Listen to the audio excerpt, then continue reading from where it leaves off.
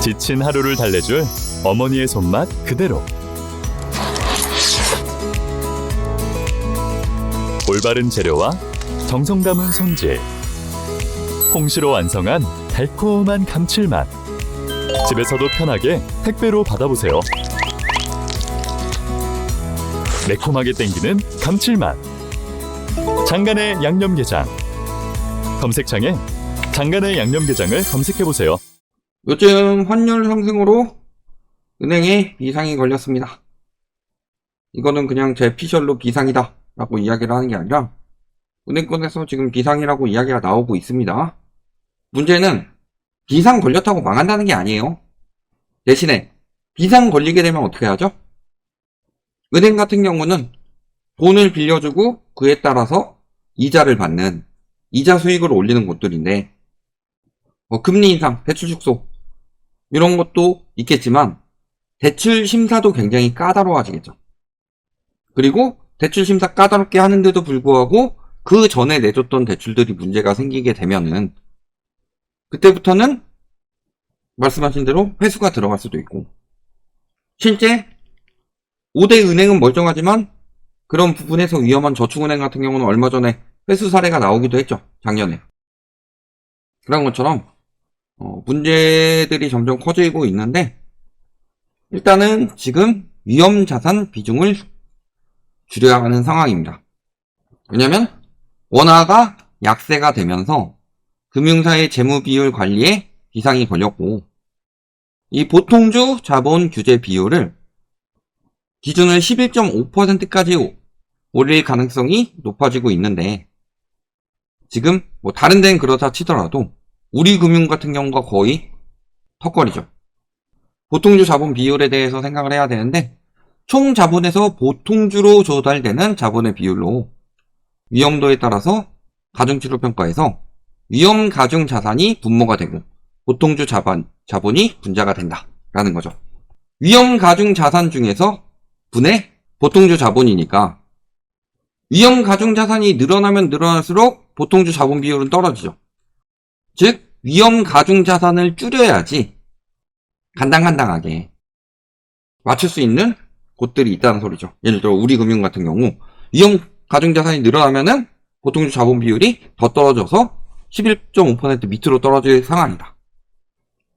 이렇게 되는 거고, 이 위험 가중 자산에 대해서 확인을 해봤을 때 국가법령정보센터에서 뒤져보면 나옵니다. 인터넷에서 연체 익스포저에 대해서 이야기가 나올 때 주거용 주택담보 익스포저가 100 혹은 150까지 주담대 외에는 이런 익스포저로 인해서 위험 가중치가 최대 150%까지 붙을 수 있고, 이게 90일 이상 연체될 경우 나타난다는 소리죠.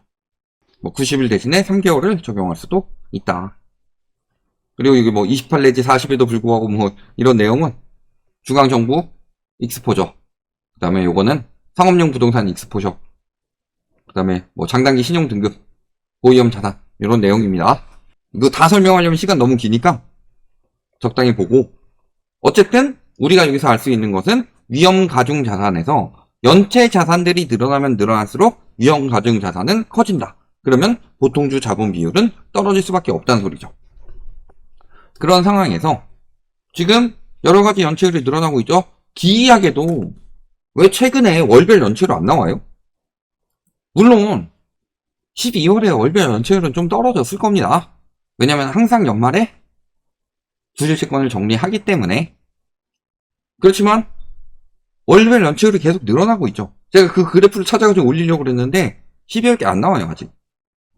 이게 이금융권 연체율 얼마 전에 9년대 최고라고 나왔죠. 서민대출 연체율 급등하고 있고, 카드대출 연체율 역시 역대 최고.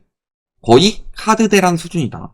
말씀드렸지만요, 지금 글로벌 금융위기랑 카드대란 때 위험한 것들은 지금 다 나타나고 있어요. 집값만 안 빠지고 있을 뿐인 거예요. 그리고 취약 자영업자 대출 연체율 10% 돌파했고, 이 정도면 10개 중에 하나는 대출 이자 못 내고 있다는 소리입니다. 그리고 고소득 자영업자, 취약 자영업자가 힘든 건 알겠는데 고소득 자영업자도 연체율이 매우 높다. 중소기업 대출 연체율, 요게 진짜 보통 자본 비율에 핵심적으로 타격 입히는 거죠. 중소기업 연체율도 굉장히 빠르게 늘고 있고, 뭐 토담대 이런 연체율 역시 마찬가지죠. PF 같은 경우도 얼마 전에 말씀드렸지만 위험 PF가 정부에서는 5에서 10% 이야기를 했는데 지금 10% 돌파했죠. 이런 식으로 여러 가지 연체 자산들이 들어간다.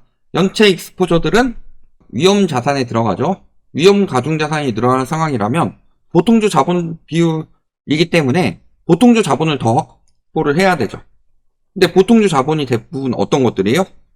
보통주 자본은 일반적으로 아까 이야기했던 보통주, 그 다음에 자본잉여금, 이익잉여금, 기타, 포괄, 손익, 누계 이런 것들로 구성이 되기 때문에 이익을 더 많이 남겨야 된다는 소리죠. 보통주를 더 확보하지 못한다면.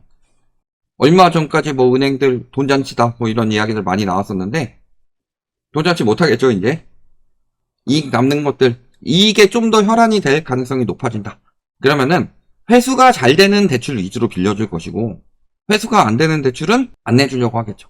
그 다음에 신용도가 낮은 대출들도 잘 안 빌려주려고 할 것이다. 즉 은행의 대출 태도가 굉장히 많이 달라질 가능성이 높다. 이런 부분들을 우리가 생각을 하셔야 된다. 이렇게 문제가 되는 경우는 관리가 제대로 안 됐기 때문이죠. 특히 우리가 여기서 신경 써야 될 것은 저 같은 경우도 이제 부동산 위주로 말씀을 많이 드리고 가계 위주로 많이 말씀을 드리죠. 어쨌든 핵심은 가계부채가 핵심이기 때문에. 근데 가계부채 관리가 똑바로 됐냐? 지난해 주담대 57조 늘어났습니다. 이게 20년, 21년 코로나 시작될 때 이후 최대. 그러니까 돈을 얼마나 풀어줬던 거예요. 그렇게 많이 풀어줬는데 상승한다라고 했는데 생각보다 많이 상승 안 했고 그 다음에 거래량 자체도 작살이 났잖아요. 근데 이 정도는 풀어줘야지 부양이 가능하다. 간단하게 말씀드려서요. 지금 대출이 1900조예요. 가계부채가. 이자 3%만 적용하더라도요. 1년에 57조가 이자로 나가요. 그 정도는 풀어줘야지 부양이 되는 거예요. 여기서 부채를 줄여가지고 디레버리징을 하지 않는 이상 부동산 시장을 부양하려면은 앞으로 점점 더 천문학적으로 많은 돈이 들어간다. 근데 올해 은행권 상황을 보면요.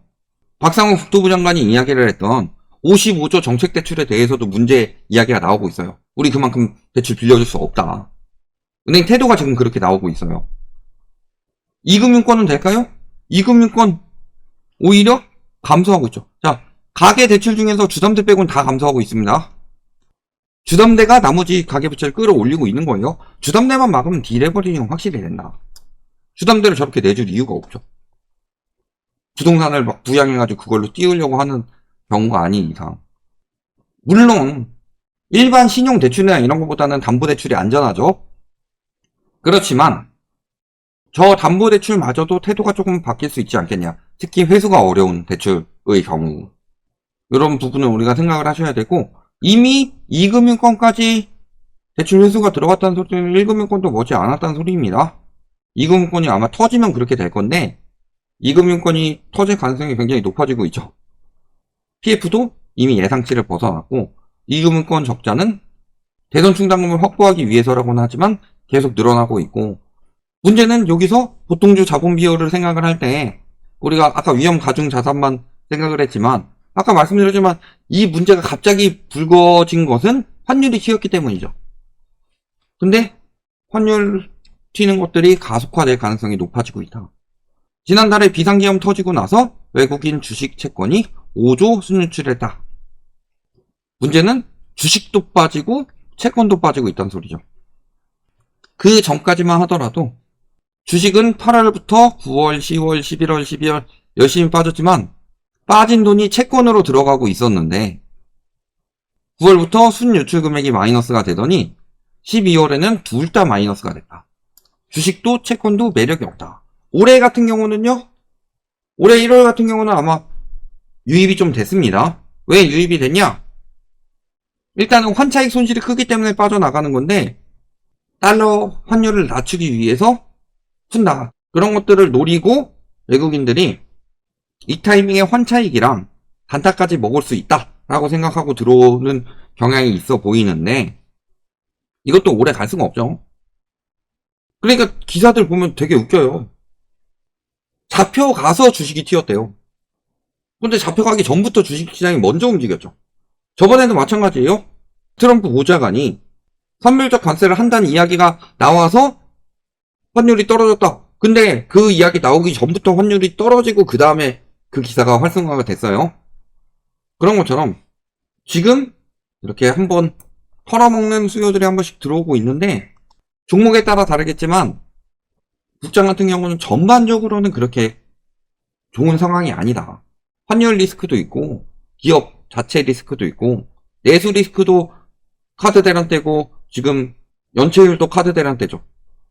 그럼 카드 대란 같은 사태가 온다는 소린데 거기에 주담대 연체율이나 이런 것도 전반적으로 늘고 있죠. PF 연체율도 늘고 있죠. 은행권들은 자본 더 확보해야 되죠. 이런 것들이 지금까지는 은행 멱살 잡고도 흔들어 왔습니다. 황금 고블린 때리듯이 은행만 때리면은 계속 아이템이 튀어나왔는데 황금 고블린도 때리다 보면 죽어요. 더 이상 아이템 못 내놓겠다. 대체 이런 상황이 되었다면 앞으로 그나마 가장 거품 만들고 있던 부동산 시장 마지막 보루입니다. 왜냐면은 부동산 시장이 마지막 보루가 되는 이유는 변화가 늦기 때문이에요. 왜냐면 황금성이 떨어지기 때문에. 그리고 빚이 많이 필요하고 그 가계의 자산의 대부분을 차지하고 있기 때문에 그 부분까지 이제 균열이 간다. 사실 경제가 정상화되기 위해서는 부채가 축소돼야 되고 그 다음에 주거비가 너무 많아서 그래요. 부채도 많은데 주거비도 많으니까 힘든 거예요. 그러니까 쓸 돈이 없지. 그러니까 부채 축소되면서 부동산이 정상화되는 것이 핵심이다. 그 정상화가 되기 위해서는 지금 거품이 굉장히 많이 꼈기 때문에 폭락을 해야 되는 거고 요 부분을 말하는 거다. 여기까지 말씀드리겠습니다.